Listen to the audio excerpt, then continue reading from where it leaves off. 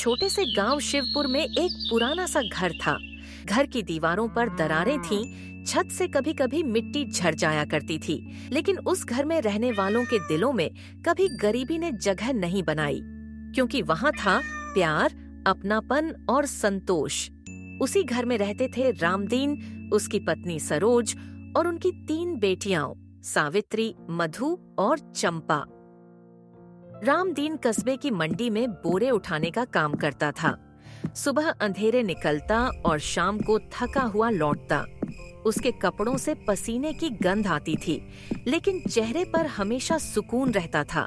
सरोज दरवाजे पर खड़ी होकर रोज उसका इंतजार करती।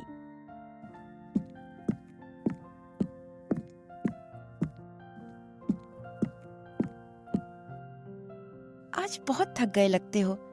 थकान तो है, पर पेट भरा है, यही बहुत है। सरोज बेटियों की ओर देखकर कहती। रामदीन, हमारी बेटियां किसी से कम नहीं होंगी। मैं इन्हें पढ़ाऊंगी और बहुत आगे बढ़ाऊंगी। बिल्कुल, बेटियां बोझ नहीं होती सरोज, ये तो घर का उजाला होती हैं। सरोज की आंखों में चमक आ जाती है। सबसे बड़ी थी सावित्री, उम्र सिर्फ 14 साल, लेकिन आंखों में गजब की समझदारी। वह माँ बाप की चिंता बिना कहे समझ जाती थी। बीच वाली थी मधु, 11 साल की, हर बात पर सवाल करने वाली, बड़े बड़े सपने देखने वाली। और सबसे छोटी चंपा, सिर्फ 7 साल की, माँ की साड़ी पकड़कर चलने वाली, हर वक्त हंसने वाली।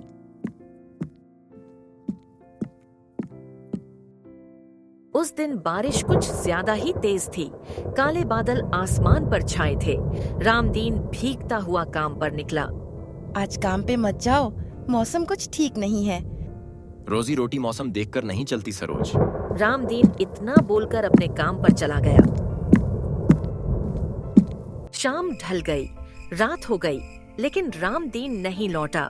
सरोज बार बार दरवाजे की ओर देखती रही। आज मेरा मन कुछ ठीक नहीं लग रहा। रात के लगभग 10 बजे दरवाजे पर जोर की दस्तक हुई। सरोज ने दरवाजा खोला। सामने 2 अनजान आदमी खड़े थे, चेहरे गंभीर, आवाज भारी। क्या आप रामदीन की पत्नी हैं? सरोज के पैरों तले जमीन खिसक गई। हाँ, मैं ही रामदीन की पत्नी हूँ। बोलिए, क्या हुआ? मंडी में बोरे गिरने की वजह से एक हादसा हो गया है। आगे कुछ सुनाई दे उसके पहले ही सरोज की आंखों के आगे अंधेरा छा गया और वह वहीं गिर पड़ी। अगली सुबह पूरा मोहल्ला रो रहा था। रामदीन अब इस दुनिया में नहीं था। सरोज बदहवास सी बैठी थी। तीनों बेटियां उससे लिपटकर रो रही थीं।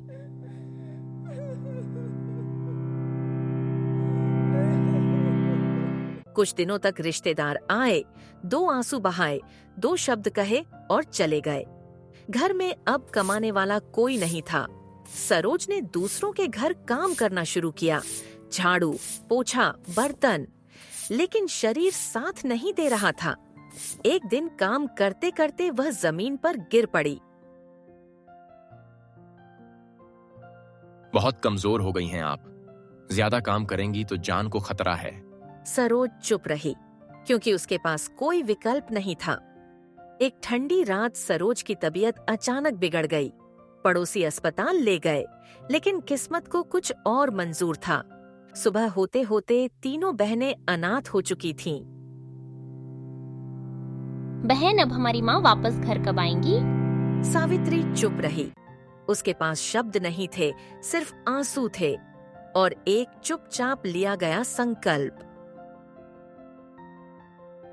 माँ बाप के जाने के बाद घर जैसे अचानक बहुत बड़ा हो गया था और उतना ही सूना भी। जहाँ कभी हंसी ठिठोली गूंजती थी, अब वहाँ सिर्फ सिसकियों की आवाज थी। रात भर सावित्री करवटें बदलती रही। नींद उसकी आंखों से कोसों दूर थी। इतनी छोटी उम्र में जिम्मेदारियों का पहाड़ उसके कंधों पर आ गिरा था। सुबह हुई, सूरज निकला, लेकिन घर में उजाला नहीं आया। सावित्री उठी, आंसू पोंछे और बहनों की ओर देखा। मधु एक कोने में बैठी खामोशी से दीवार को ताक रही थी। चंपा माँ की पुरानी साड़ी को सीने से लगाकर सो रही थी, जैसे माँ को पकड़ लिया हो। सावित्री रसोई में गई, मिट्टी के मटके में झांका, बस थोड़े से चावल। उसने चूल्हा जलाया, पानी ज्यादा और चावल कम डालकर पतली सी खिचड़ी बनाई। तीनों बैठीं। मधु ने थाली देखकर हिचकिचाते हुए पूछा, दीदी बस इतना ही? सावित्री ने होठों पर मुस्कान लाने की कोशिश की। आज इतना ही है, कल कुछ और इंतजाम कर लेंगे। चंपा ने 2 कौर खाए और मासूमियत से बोली, दीदी माँ इससे अच्छा खाना बनाती थी। सावित्री का दिल जैसे टूट सा गया, लेकिन उसने सिर झुका लिया ताकि आंसू न दिखे। दोपहर तक एक मामा आए। उन्होंने घर को चारों ओर से देखा, जैसे सामान गिन रहे हों। तीनों बच्चियां अब यहाँ अकेले रह के क्या करोगी? मामा जी, हम यहीं रहना चाहते हैं और स्कूल भी जाना है। हमारे भी अपने 2-3 बच्चे हैं। 3 बच्चियों की जिम्मेदारी इतनी आसान नहीं।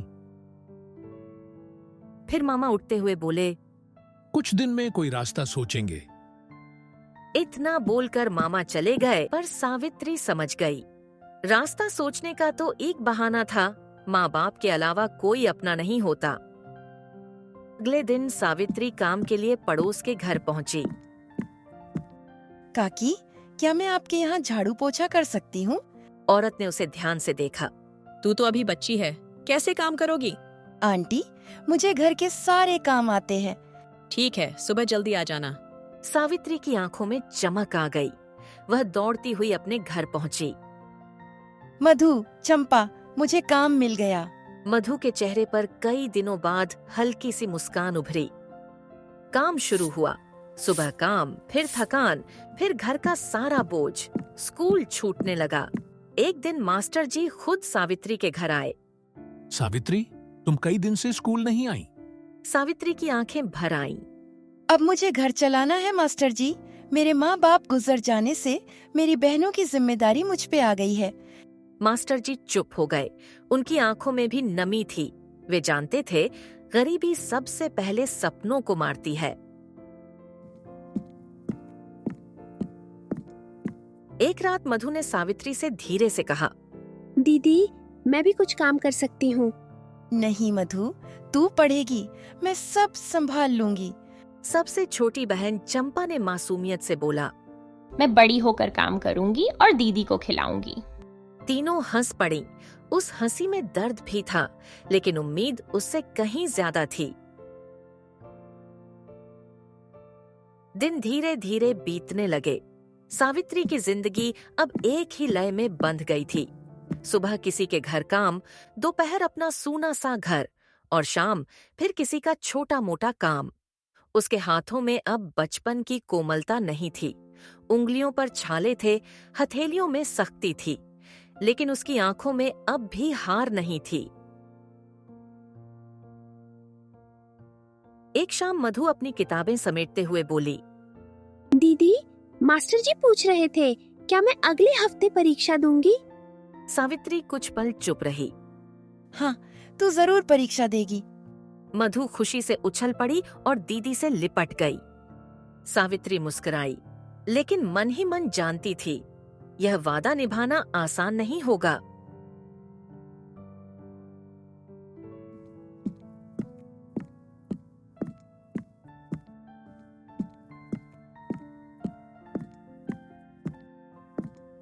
एक शाम गांव की पंचायत से संदेश आया। तीनों बहनों को बुलाया गया था। सावित्री का दिल जोर जोर से धड़कने लगा। पंचायत में गांव के बुजुर्ग बैठे थे। एक बुजुर्ग ने गंभीर स्वर में कहा, तुम तीनों अकेली हो, ऐसे रहना ठीक नहीं। इन तीनों बहनों को किसी रिश्तेदार के यहाँ भेज देना चाहिए। सावित्री ने डर को दबाया और हिम्मत करके बोली, हम तीनों बहनें गांव छोड़कर कहीं नहीं जाएंगे।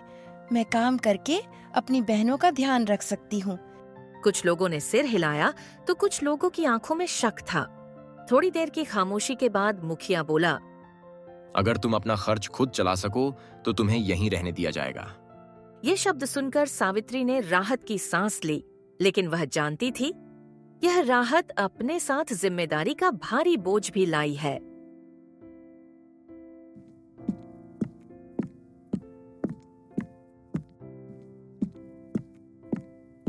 घर लौटते समय एक पोस्टर पर उसकी नजर पड़ी, अनाथ और जरूरतमंद बच्चों के लिए सिलाई प्रशिक्षण। सावित्री रुक गई। अगले दिन वह उस केंद्र पहुंची। एक महिला ने प्यार से पूछा, क्या तुम सिलाई काम सीखना चाहोगी? सावित्री ने बिना सोचे जवाब दिया। हाँ बहन, मुझे सीखना है। सावित्री सिलाई मशीन पर बैठ जाती है। सिलाई आसान नहीं थी। सुई बार बार उंगलियों में चुभती, आंखें थक जाती, लेकिन हर टांके के साथ सावित्री को लगता वह अपने भविष्य को सी रही है। कुछ ही महीनों में उसके हाथ चलने लगे। स्कूल में अगले दिन मधु की परीक्षा थी, पर परीक्षा से एक रात पहले ही मधु को तेज बुखार आ गया। सावित्री पूरी रात उसके पास बैठी रही। सुबह मधु ने कमजोर आवाज में कहा, दीदी, मैं नहीं जाऊंगी। मेरी तबीयत कुछ ठीक नहीं लग रही। मधु, तुझे परीक्षा देने जाना ही होगा। अगर तू फेल हुए तो तेरे लिए मैंने जो मेहनत की सब व्यर्थ जाएगी। मधु परीक्षा देने गई। कुछ दिन बाद मधु का रिजल्ट आया। मधु अच्छे अंक से पास हो गई। वे लोग जो पहले ताने मारते थे, अब वो लोग सावित्री से सीखना चाहते हैं। अरे सावित्री, मेरी लड़की को भी सिलाई काम सिखा दो। सावित्री ने विनम्रता से सिर हिलाया। अगर तुम्हारी बेटी सीखना चाहती हो तो उसे जरूर सिलाई काम सिखाऊंगी। कुछ ही दिनों में उसके घर में छोटा सा प्रशिक्षण शुरू हो गया और सावित्री सबको सिलाई काम सिखाने लगी। लेकिन जिंदगी कभी सीधी रेखा पर नहीं चलती। एक दिन सिलाई मशीन खराब हो गई। मरम्मत के पैसे नहीं थे। काम रुक गया। सावित्री की चिंता लौट आई। रात को उसने बहनों से कहा, शायद कुछ दिन सिलाई काम सिखाना बंद करना होगा जब तक मशीन रिपेयर ना हो जाए। अगले दिन संस्था की महिला स्वयं सावित्री के घर आई। तुमने कभी मदद मांगी नहीं, लेकिन आज हम तुम्हारे साथ हैं। तुम अपना काम चालू रखो। अगर कोई मुसीबत आई तो मैं तुम्हारी मदद करूंगी। सावित्री की आंखों से आंसू बहने लगे। सावित्री की छोटी बहनों के भी सपने थे। मधु डॉक्टर बनना चाहती थी और चंपा टीचर। सावित्री चुपचाप उनकी बातें सुनती और मन ही मन हर सपना पूरा करने की ठान लेती। तुम दोनों बड़े होकर जो चाहो कर सकती हो। जो भी पढ़ाई का खर्चा आएगा मैं सब संभालूंगी। तीनों बहनों की आंखों में एक नया उजाला जग गया था। समय अब धीरे नहीं, तेजी से भाग रहा था। मधु अब 8वीं कक्षा में थी और पूरे स्कूल में अव्वल रहती थी। लेकिन घर में सावित्री की आंखों में चिंता की लकीरें बढ़ रही थीं। एक दिन मास्टर जी ने सावित्री को बुलाया। सावित्री, मधु को जिले के छात्रावास में भेजा जा सकता है।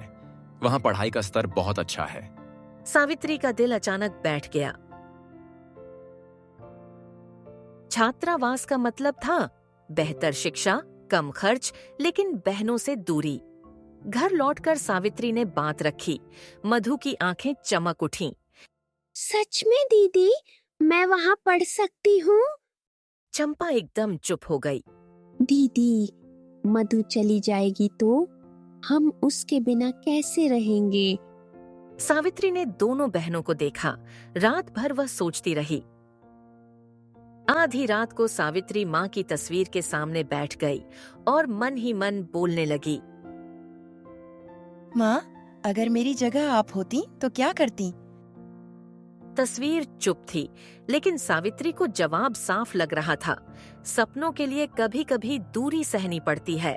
सुबह उसने मधु से कहा, मधु, तू छात्रावास जाएगी और वहाँ जाके अच्छे से पढ़ाई करेगी। मधु रो पड़ी। सावित्री दीदी, मैं आपको छोड़कर कहीं नहीं जाऊंगी। मधु, तू जाएगी। सपनों के लिए कभी कभी दूरी सहनी पड़ती है। छोटा सा बस्ता, कुछ कपड़े और ढेर सारा आशीर्वाद, बस रवाना हुई। घर अब और सूना हो गया था। सावित्री ने खुद को काम में झोंक लिया। रात को जब थक कर बैठती तो मधु की आवाज गूंजती।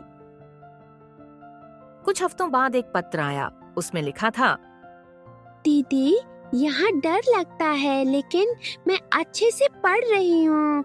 आपकी मेहनत बेकार नहीं जाने दूंगी। सावित्री ने पत्र को सीने से लगा लिया। चंपा अब दीदी के काम में हाथ बटाने लगी और सावित्री की मदद करने लगी। मधु छात्रावास में पढ़ तो रही थी, लेकिन वहां की जिंदगी आसान नहीं थी। नया माहौल, नए चेहरे और अपनेपन की कमी। रात को जब सब सो जाते, वह तकिए के नीचे सावित्री का दिया हुआ पुराना रुमाल रखकर सोती। क्लास में बच्चे अंग्रेजी में बातें करते। मधु को समझने में दिक्कत होती। कुछ बच्चे हंसते भी। देखो, ये लड़की गांव से आई है, ठीक से बोल भी नहीं सकती। पहले दिन मधु रोई, दूसरे दिन भी, लेकिन तीसरे दिन उसने तय किया, अब नहीं, मैं पीछे नहीं रहूंगी। वह रोज लाइब्रेरी में बैठने लगी और पूरी लगन से पढ़ाई करने लगी। 6 महीने बाद छात्रावास से खबर आई, मधु ने झिल्ले की परीक्षा में पहला स्थान पाया है। सावित्री के हाथ कांप गए, उसकी आंखें भर आईं। माँ बाबा, आपने देखा, हमारी मधु ने झिल्ले की परीक्षा में पहला स्थान हासिल किया है।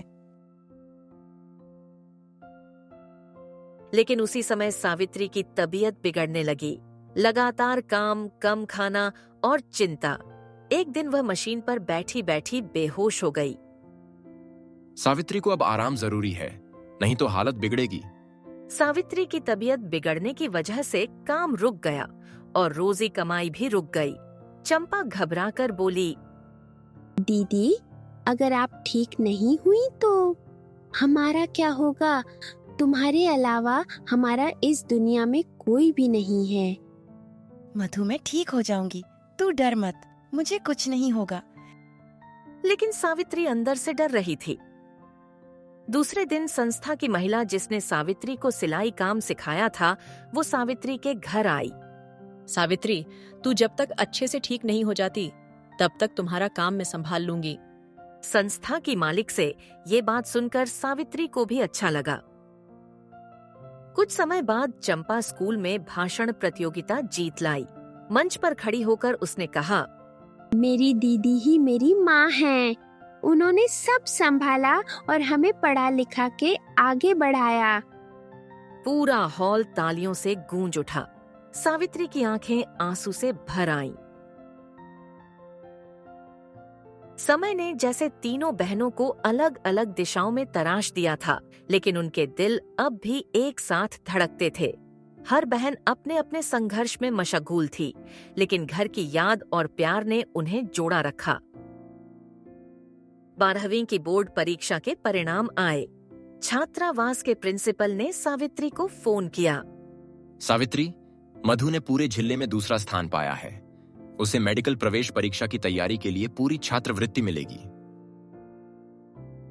सावित्री के हाथ कांपने लगे। फोन रखने के बाद वह जमीन पर बैठ गई। फोन में मधु ने कहा, दीदी, मैं डॉक्टर बनूंगी। सबसे पहले आपको ठीक करूंगी। सावित्री हंस पड़ी। अरे मधु, मैं तो तेरी मेहनत से ही ठीक हो गई। मुझे कोई दवाई की जरूरत नहीं है। धीरे धीरे सावित्री ठीक हो गई और अपना सिलाई काम शुरू कर दिया। सावित्री के पास कई लड़कियां सिलाई काम सीखने आने लगीं। एक दिन पुराने रिश्तेदार सावित्री के घर आए। अब तो तुम बिल्कुल ठीक हो। हम पहले भी मदद करना चाहते थे, पर सावित्री ने शांति से जवाब दिया, मदद तब की जाती है जब जरूरत होती है। अब यहाँ आके बोलने से कोई फायदा नहीं है। सावित्री के मुंह से ऐसी बात सुनकर अतिथि वहां से चुपचाप चले गए। कुछ ही दिनों में सब कुछ ठीक हो गया। सावित्री अब उसी पुराने घर में रहती थी, लेकिन घर अब पुराना नहीं लगता था। सुबह सुबह सिलाई केंद्र खुलता। कुछ लड़कियां सावित्री के वहां काम सीखती। यहाँ मेरे पास काम सीखो, खूब मेहनत करो, ताकि तुम भी अपने पैरों पर खड़ी हो सको और अपने माँ बाप का सहारा बन सको। सावित्री अब सिर्फ कमाने वाली नहीं थी, वह लोगों को सही रास्ता दिखाने वाली बन चुकी थी। कई सालों बाद वह दिन आया जब मधु डॉक्टर बनकर घर की देहरी पर कदम रखा। फिर मधु ने सबसे पहले सावित्री के पैर छुए। सावित्री दीदी, अगर आप ना होती तो मैं आज इस मुकाम तक कभी नहीं पहुंच पाती। अगर तू न होती तो मेरा त्याग अधूरा ही रहता।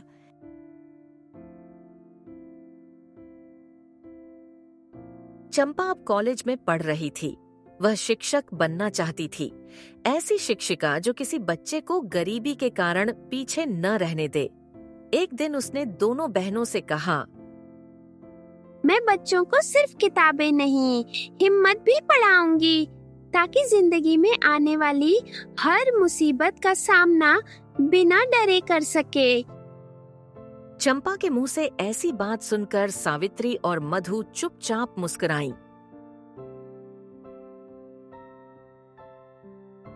वही समाज जो कभी शक करता था, अब उन तीनों बहनें के उदाहरण देता था। इन तीनों बहनों से कुछ सीखो। यह बहादुरी और लगन की बड़ी मिसाल है। हाँ जी, तीनों बहनों को कितनी मुसीबत और संघर्ष झेलना पड़ा, तब जाके ये मुकाम हासिल किया है। एक दिन तीनों बहनें माँ बाप की तस्वीर के सामने बैठीं और दिया जलाया। माँ, पिताजी, आपका दिया संस्कार हमें गिरने नहीं दे पाया। वे तीनों जानती थीं, जिंदगी में संघर्ष फिर आएंगे, लेकिन अब वे अनाथ नहीं थीं। उनके पास था आत्मविश्वास, आपसी प्रेम और कर्मों की कमाई।